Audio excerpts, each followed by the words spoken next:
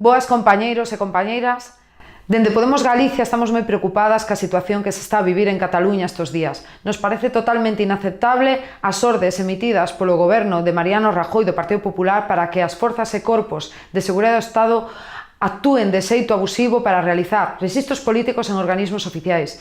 Se executen detencións injustificadas a cargos da oposición, ameazas a empregados públicos, a particulares, chantaxes e rexistros aos medios de comunicación e un longo etcétera de prácticas que para nós son totalmente inaceptables. Para nós son a liña vermella que nun Estado democrático, na Europa e na España do século XXI non se poden traspasar.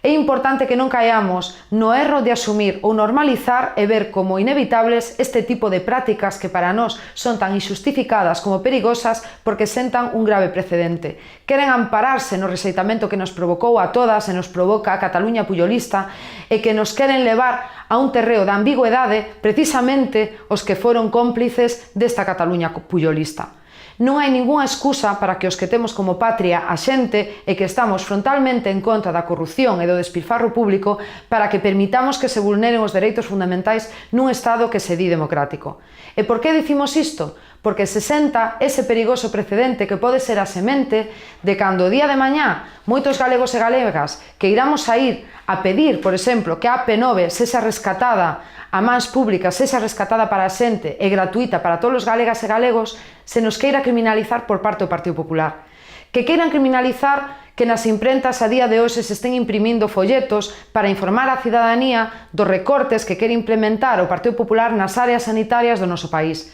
Sería posible que despois do 1 de outubro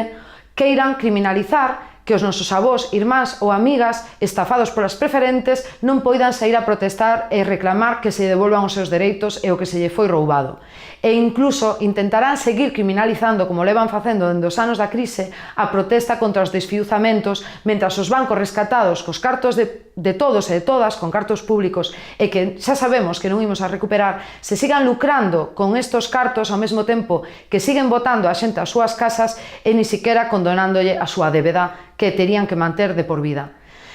É por iso que esta situación de excepcionalidade que se está provocando en Cataluña nos obriga a todos a levantar a voz en favor dos nosos dereitos máis básicos e pedir con máis forza que nunca democracia e diálogo. Estes días xa saímos nas principais rúas do país a reclamar e a gritar ao Partido Popular que nós queremos democracia. E é por iso tamén que imos a ir este domingo a Zaragoza á Asamblea de Parlamentarios e de Cargos Institucionais de todo o Estado que convoca o noso secretario xeral Pablo Iglesias xunto con outras forzas políticas pola fraternidade, a convivencia e as liberdades.